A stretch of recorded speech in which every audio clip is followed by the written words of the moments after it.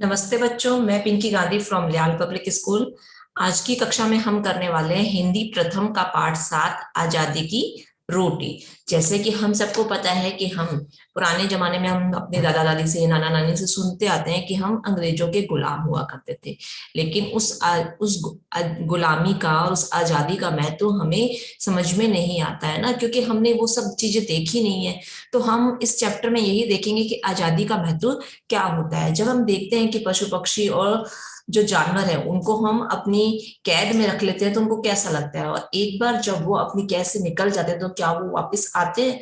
तो इसी आजादी के महत्व को हमें इस चैप्टर में बताया गया है। जैसे कि हमें यहाँ बताया गया है कि पिंजरे में बंद पक्षी के सामने हर समय दाना पानी उपलब्ध होता है। हम अपने घर में कोई भी पालतू पशु पालते हैं या फिर पक्षी पालते हैं तो हम क्या करते हैं, उसके पास दाना भी रखते हैं और पानी भी रखते हैं। लेकिन फिर भी एक बार जब वो अपने पिंजरे से निकल जाता है तो पिंजरे में वापस आने की कभी भी नहीं सोचता, क्योंकि उसे बाहर की जो आजादी है, खुली हवा है, वो उसको उस पिंजरे में नहीं मिल पाती है। अगर हम एक बार उसको खुला छोड़ देंगे तो वो वापस पिंजरे में आने की नहीं सोचेगा। बाहर चाहे उसे खाने पीने की कितनी ही दिक्कत हो, लेकिन जो आजादी है वो सबको बहुत अच्छी लगती है।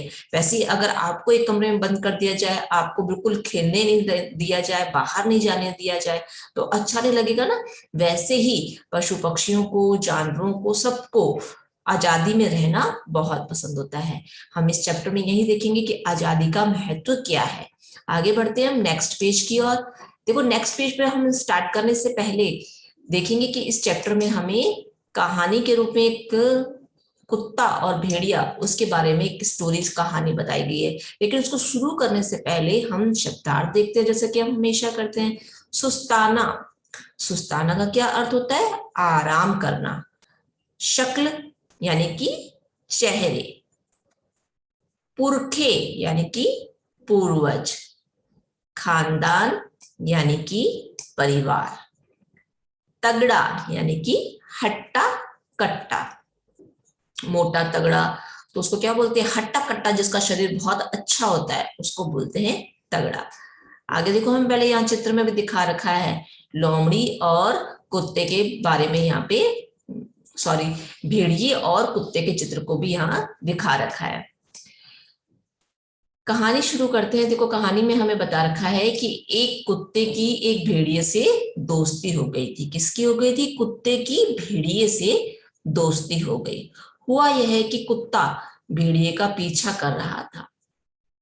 कुत्ते की दोस्ती जो है वो भेड़िए से हो गई थी, और जो कुत्ता है वो भेड़िए का पीछा कर रहा था। कुत्ता खूब तगड़ा था और भेड़िया कुछ कमजोर था। कुत्ता कैसा था? तगड़ा था एकदम ही, और भेड़िया कुछ कमजोर सा था। भेड़िया भागते भागते थक गया। भेड़िया क्या था? भागते भागते थक गया था।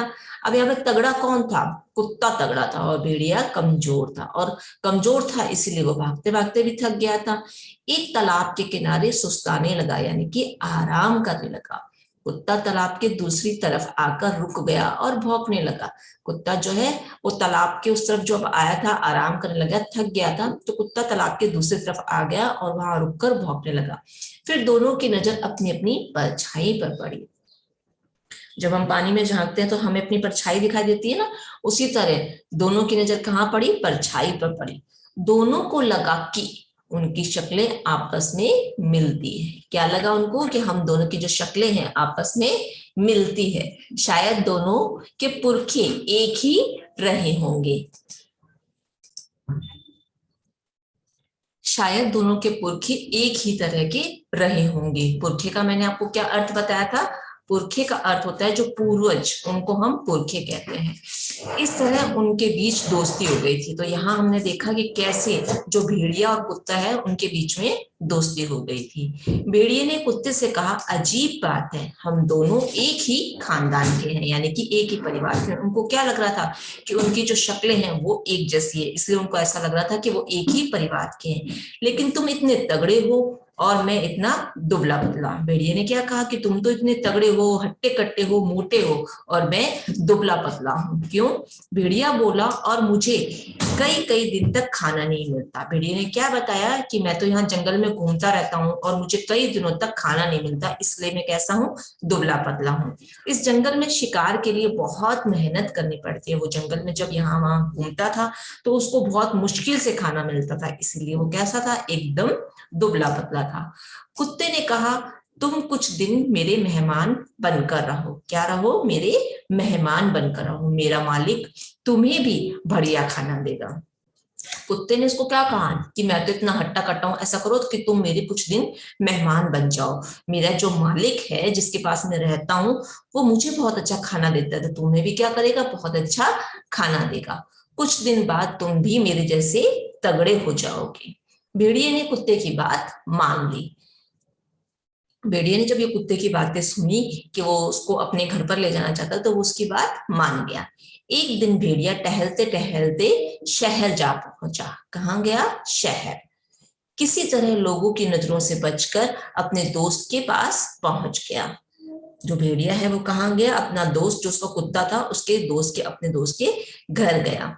कुत्ते ने उसका खूब स्वागत किया, उसे बढ़िया खाना खिलाया, इधर उधर घुमाया, फिर अपनी कोठरी में ले गया।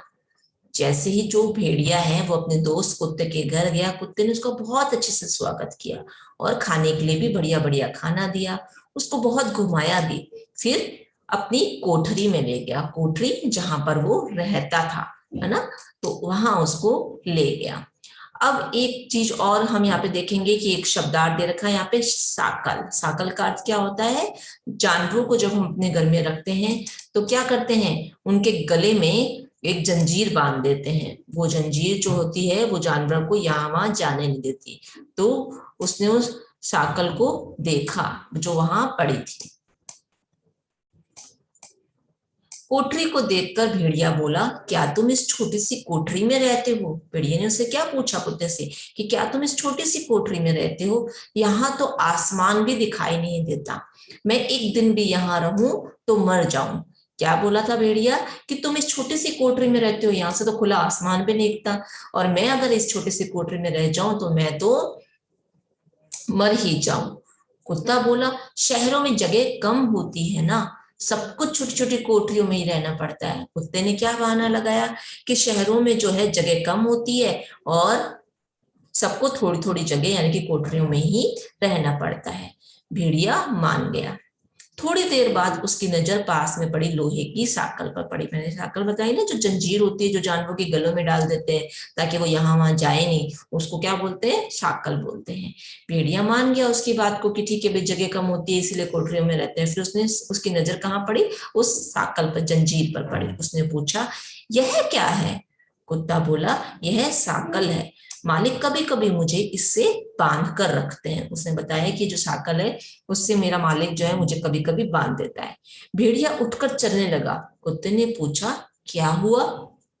भेड़िए ने एक बार मुड़कर साकल को देखा और कहा, भाई ये बढ़िया खाना तुम्हें मुबारक, गले में साकल मुझे बिल्कुल अच्छी नहीं लगती, मैं भूखा रह लूंगा लेकिन यह बंधन कभी सहन नहीं करूंगा। क्या कहा भेड़िए ने?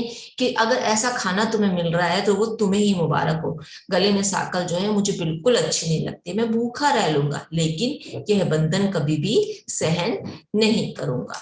कुत्ते ने भेड़िए को समझाने की कोशिश की लेकिन भेड़िया अपने रास्ते चल दिया। कुत्ते ने उसको बहुत समझाया लेकिन भेड़िया जो है बिल्कुल भी उसकी बात को समझने को तैयार नहीं था। लेकिन और कहाँ गया? अपने रास्ते पर चल दिया। ये हो गई है बच्चों हमारा चैप्टर। अब आपको क्या करना है? इस चैप्टर को पढ़ना है। क्या सीखा आपने इस चैप्टर से? इस चैप्टर में हमें बताया है कि चाहे हमारे पास कितना भी अच्छे से अच्छा खाना क्यों ना हो, लेकिन अगर वो हमें बंद कमरे में, पिंजरे में रहकर दिया जाता है तो वो खाना भी हमें बिल्कुल भी अच्छा नहीं लगता। जैसे भेड़िया ने कहा, कैसे रहता था वो? छोटी सी जगह में रहता था, सांकल में बंध के रहता था कुत्ता, और भले ही खाना अच्छा मिलता था लेकिन ये सब चीजों को देखकर भेड़िया को बिल्कुल भी अच्छा नहीं लगा। उसने क्या कहा कि मुझे ये आजादी का जीवन पसंद है, मुझे ये सब चीजें बिल्कुल भी पसंद नहीं है।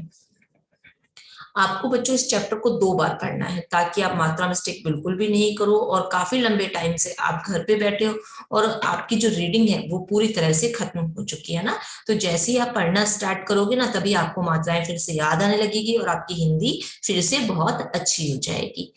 आज की कक्षा में मैं यही समाप्त कर रही हूँ। धन्यवाद।